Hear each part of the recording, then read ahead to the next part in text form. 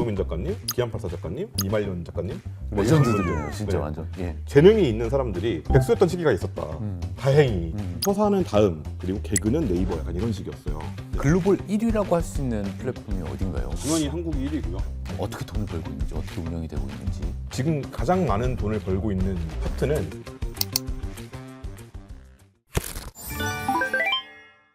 소비와 머니를 토크로 풀어보는 시간, 소비더머니 클래스 네 번째 시간입니다.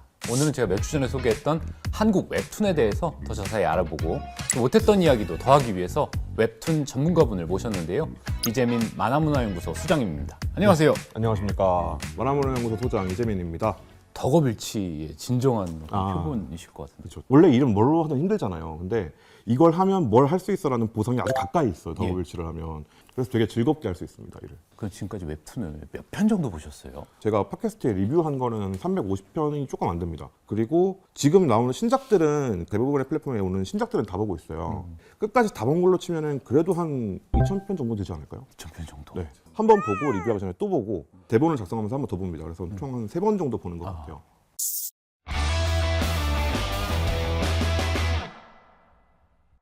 네이버부터 네. 카카오, 다음 각 플랫폼들이 있잖아요. 네. 그 플랫폼들의 운명을 바꿔놨다고 할 수 있는 어떤 대표작이라고 할 만한 그런 작품들이 있다면 일단 네이버 웹툰 같은 경우에는 크게 두 가지 작품이 있을 것 같아요. 첫 번째는 김규산 작가님의 입시 사립 명문 고등학교 정글고. 원래 출판 만화 출신이세요. 근데 출판 만화가 김규산 작가님이 정글고 하실 때쯤 되면 거의 우리나라에서 멸망하거든요. 그러다 보니까 보통 이제 가장 많은 원고료를 주는 곳이 스포츠 신문.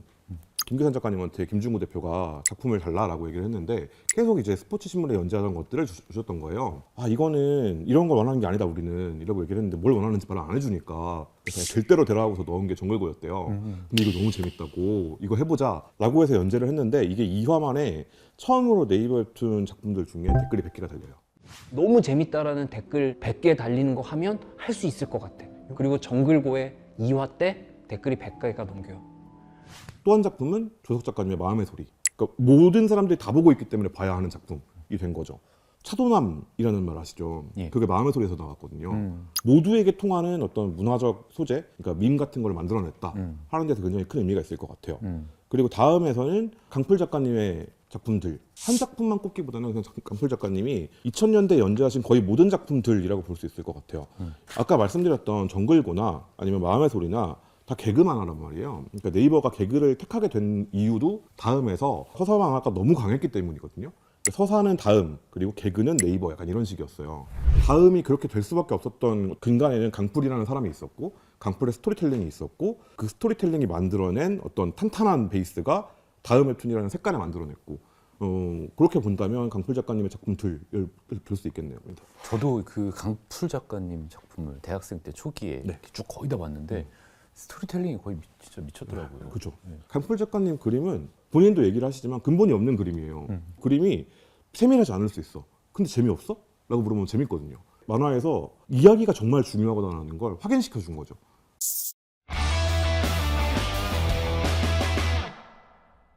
상위 웹툰, 조회수가 높은 웹툰의 어떤 그런 종류들도 바뀌었을 것 같은데. 네. 옛날에 인기가 있는 작품들은 한 편 한 편이 재밌는 작품들이었어요. 근데 그때는 결제가 안 되는 시대니까 여기서 한 편 안에서 어그로를 끌어야 되는 거예요. 소위 말하면. 한 편만 봐도 맥락이 없어도 그냥 딱 보면 웃기거든요. 그러니까 이런 코드들을 우리가 불렀던 게 병맛이라고 불렀고 이건 결제를 부르진 않아요. 그냥 한 편 보면 재밌거든요. 다음 화가 궁금하진 않죠. 이후에 2015년 이후로 쭉 넘어가게 되면 작품의 1화가 굉장히 중요해집니다. 이번 편이 재미없어. 다음 편 안 들어와요. 무조건 지금 잡아놔야 되는 거예요. 처음부터 그냥 전력 질주를 해버려야 되는. 근데 그러다 보니까 설명이 길면 안 되고 여기까지 설명하면 대충 뭔 얘기인지 알겠죠? 설명 안 합니다. 자 지금부터 시작 하고 끼는 거예요. 그러니까 옛날에 작품 보시던 분들한테는 이게 왜 이렇게 빨라? 아니 만나면 차도 한잔 하면서 저는 엄격한 부모님 밑에서 이런 얘기부터 시작해야 되는데 갑자기 자 결혼 날짜는 언제로 할까요? 이렇게 시작하는 거예요. 너무 빠른 거예요 전개가. 그래서 옛날 작품들을 보면 대표적으로 뭐 반지의 제왕이나 이런 거 보면 1권이 거의 호빗 생태학이에요. 호빗은 몇 시에 일어나서 몇 끼를 먹고 하루에 6끼를 먹는데 그중에 제일 많이 먹는 건 저녁이고 원래 저래야 되는데 지금 보면 키가 작아요? 통통해요? 호빗이겠죠? 하고 그냥 가는 거예요. 속도이 자, 지금부터 반지 찾으러 간다. 바로 스타트 해버리는. 예. 이게 무슨 전개지 싶은 얘기들이 되게 많아요. 예. 그래서 어떤 훈련들을 많이 시키셨냐면 가르치시는 분들이 1, 2, 3화를 만들어요. 그다음에 1, 2화를 버려요. 3화부터 시작하죠. 이렇게 가기 시작했어요. 그래서 나중에 뭐 프리클 같은 게 네. 하는 것도 그런 게 이제 앞에가 너무 생략이 그죠. 돼 있으니까. 그죠. 이제 오히려 조화가 된 거죠. 예. 독자들이 많이 빠져들어서 좋아하는 작품이 됐어요. 그러면 공식 설정이 중요하잖아요. 오타쿠들한테는. 예. 이 공식 설정 뭡니까? 라고 물어보는 사람들이 생기는데 작가 입장에선 그래? 그거 궁금해? 하면서 프리퀄을 낼 이유가 되는 거죠. 그런 거에 열광하잖아요. 진짜 약간 그게 외전 같은 느낌으로. 오타쿠 울리는, 덕후들 울리는 거거든요. 공식에서 이렇게 말해줬어라는 게 정말 중요한데 말을 안 해주니까 요즘에는. 예. 근데 그걸 말해줄 수 있는 작품으로 성장하는 게 오래 걸리는 거죠 이제. 그런 식으로 많이 바뀌었어요. 이야기 스토리텔링 자체가 많이 바뀌었고. 그럼 반대로 가서 처음 시작한 그 플랫폼, 웹툰 플랫폼부터 쭉 한번 설명을 해주시면 어떨까요? 역사로 넘어가면 플랫폼이 존재하지 않을 때가 있었어요. 그러니까 빅뱅 이전의 시기라고 볼 수 있는데 그 시기에는 각자 그냥 자기 홈페이지 만드는 거였어요.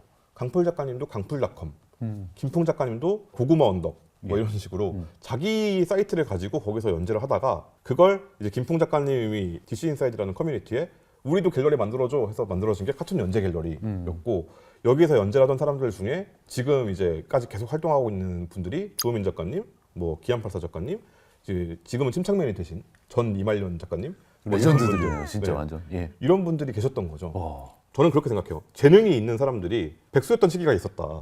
다행히.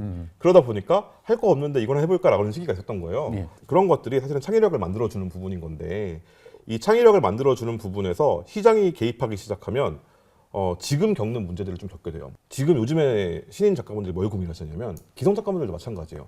이거 플랫폼이 좋아할까? 이걸 고민하세요. 플랫폼이 좋아할까를 고민하다 보면 내가 재밌는 걸 못 그려요. 근데 그때는 어차피 뭐 이걸로 돈을 벌 것도 아니고 하니까 내 맘대로 그리는 거예요. 그러니까 와장창 나오고 막 이러잖아요. 그런 시기의 마인드가 원래 웹툰의 어떤 본령이었고 사람들이 웹툰에 기대하는 바라는 게 이미 그때 탄생했다.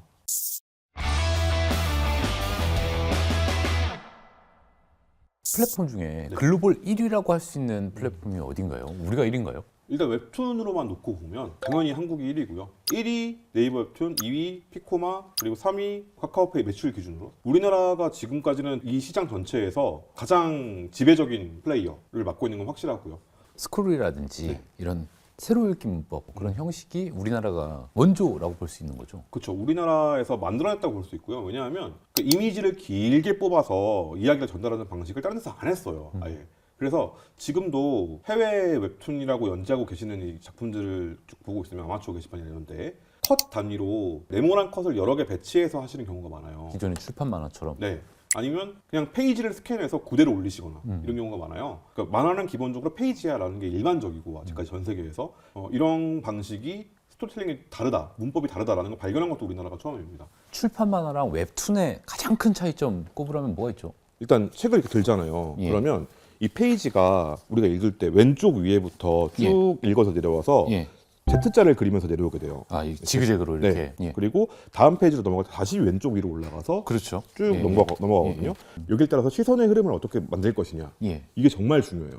그래서 일본 출판 만화 편집자들 같은 경우에는 말풍선 크기, 폰트 크기, 어떤 것을 먼저 배치할 것이냐, 같은 내용이라도 뭐가 위에 오게 할 거냐, 아래로 내려가게 할 거냐, 이거를 빨간 펜으로 말도 못하게 붙여요. 그게 그 사람들 일이에요. 넘겼을 때 어떤 장면이 나올 것이냐 뭐 이런 거. 여기서 이제 걸어오는 강백호가 딱 있고 예. 넘기면 하이파이브하는 장면, 이거 어떻게 보여줄 거냐, 이게 어떻게 효율적으로 배치될 거냐 하는 것들을 정말 많이 연구하고 문법처럼 정리를 해놓거든요. 근데 웹툰은 기본적으로 세로로 되어 있는 데다가 스마트폰을 볼 때 시선이 움직이지 않아요. 가만히 있어요, 시선은. 그렇죠. 가운데 있고 아래에 있는 화면이 움직이는 거예요. 예. 가운데 말풍선이 있고 가운데에서 왼쪽에 있으면 먼저, 오른쪽으로 오면 나중, 이런 식으로 이 정도의 차이를 두지 많은 그 시선의 흐름의 차이를 두지 않아요. 그게 엄청난 차이네요, 그게. 네, 예. 엄청난 차이죠. 책은 내가 들고 있으니까 어느 정도는 작가가 이 흐름을 만들어낼 수 있거든요. 근데 웹툰은 사람마다 달라요. 보는 사람마다.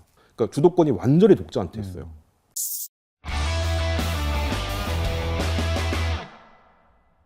그 웹툰 이야기할 때 빠질 수가 없는 주제죠. 네. 웹툰 플랫폼에 대해서 네. 어떻게 돈을 벌고 있는지, 어떻게 운영이 되고 있는지. 가장 유명한 플랫폼은 아무래도 네이버 웹툰일 것 같아요. 예. 네이버 웹툰의 점유율이 한 87%. 여기는 간단하게 얘기하면 트래픽 비즈니스라고 얘기할 수 있을 것 같아요. 그러니까 트래픽으로 돈을 버는 플랫폼이다. 국내에선 그렇습니다. 무슨 얘기냐? 네이버 웹툰에 들어가셔서 이 페이지 내에 있는 모든 버튼이 네이버 안에서 벌게 돼 있어요.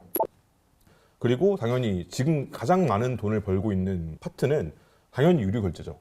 예. 쿠키 파는 거, 예. 그 쿠키를 굽는다 그러잖아요. 그 쿠키 굽는 게 주요 수익원인데 이 비중을 점점 낮춰가겠다라고 얘기를 하고 있어요. 쇼핑, 네이버 쇼핑을 해서 받은 포인트 있으실 거예요. 그 포인트로 쿠키 사라. 그리고 그 포인트로 쿠키를 사서 네이버 웹툰에 썼으면 광고를 보고 다시 네이버 쇼핑에서 아이템을 사, 뭔가 사. 그럼 포인트를 줄 거야. 그걸 다시 쿠키 사. 이렇게 돌게 만드는 거예요. 그러니까 광고로 돈을 벌고 있는 거예요. 기본적으로는.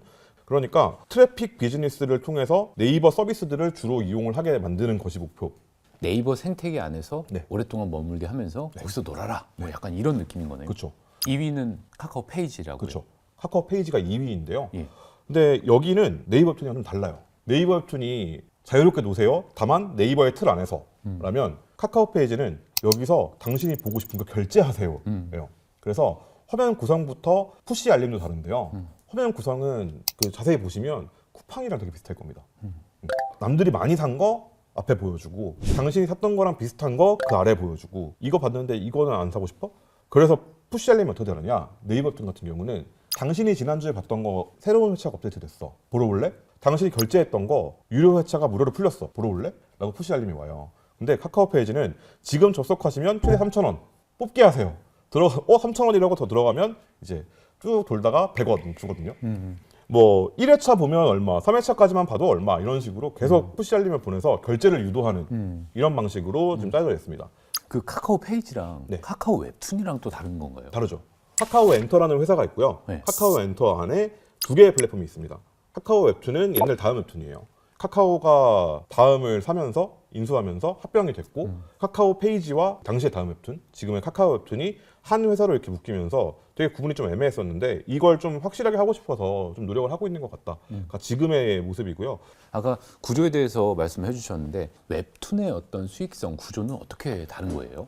대부분 대동소이한데요. 좀 단순화시켜서 말씀을 드리면 코인 3개 또는 쿠키 3개 300원이잖아요. 300원이 들어왔어요. 이게 이제 총 매출이죠. 총 매출에서 15%에서 30% 정도가 앱마켓으로 갑니다. 인앱 결제를 했으면. 그래서 구글이나 애플로 가요. 그럼 200원이 남았죠. 단순하게 계산하면 5대5로 했다, 계약을. 그러면 100원, 100원 나눠 갖는 거예요. 예를 들어서 에이전시가 있을 수도 있고 제작사가 있을 수도 있고 아니면 뭐 어시스턴트가 있을 수도 있어요. 그러면 요 비용이 작가 몫에 포함이 되어 있는 거죠. 순수하게 순매출로만 나누면 그렇게 나눠지는데 여기서 이제 비율로 따지면 되게 높은데 객단가가 낮다 보니까 이 들어오는 돈이 낮을 수밖에 없죠. 이렇게 해서 100억을 벌었다. 얼마나 많은 사람이 받겠어요. 박리담회를 해야 된다고 그죠. 약간 그런 거죠. 그죠? 그럼 지금 한국의 웹툰의 시장은 어느 정도라고 봐도 될까요? 지금 한국 시장은 2조 원 넘을 거라고 보고 있고요. 한국에서 지금 2조 원 시장 넘었다라고 막 이렇게 기뻐할 것은 아니다. 예전까지는 한 몇 년 전까지는 웹툰 작가 하면 한국인이었어요. 근데 최근에 움직임들이 어떤 게 나오고 있냐면 henjo 아트라고 윗집 그 남자라는 작품을 지금 네이버 톤에서 연재하는 분이 계세요. 예. 이분이 말레이시아인이에요. 말레이시아인. 네. 예. 미국에 가본 적도 없어요. 근데 이분이 영어를 할 줄 아는 친구랑 같이 이분이 번역을 하고 네이버 웹툰 미국에 연재를 해서 거기서 성공한 작품이 한국에 수입된 거예요. 이런 일들이 벌어지고 있어요. 그러니까 앞으로 글로벌 시장에 경쟁을 하게 될 거다라는 의미가 작가들도 한국인끼리 경쟁하는 게 아니고 세계 시장에서 지구인과 경쟁을 하는 시기가 될 거예요. 이제 그런 시기가 오고 있으니까 데이터를 좀 명확하게 해놓고 정리를 시켜놓는 게 앞으로 커질 시장에 대비하는 거라고 볼 수 있겠죠. 제가 개인적으로 본 분 중에 최고 많이 버신 분이 타는 차를 본 적이 있어요. 분이 원래 아반떼를 타셨거든요. 마이바흐로 바뀌었었어요. 너무 인스타그래머블한 패션을 하고 계신 분들이 나는 얘가 좋더라. 아 이거 넷플릭스가 독을 풀었구나. 독을 풀었다. 이제는 일본도 책으로 발행을 많이 안 하는 추세가 됐어요. 소년 점프에서 히트작이 나오던 시대가 끝난 거예요. 근데 우리나라가 이렇게 빨리 시작될 수 있었던 이유는 뭔가요? 간단하게 얘기할 수 있어요.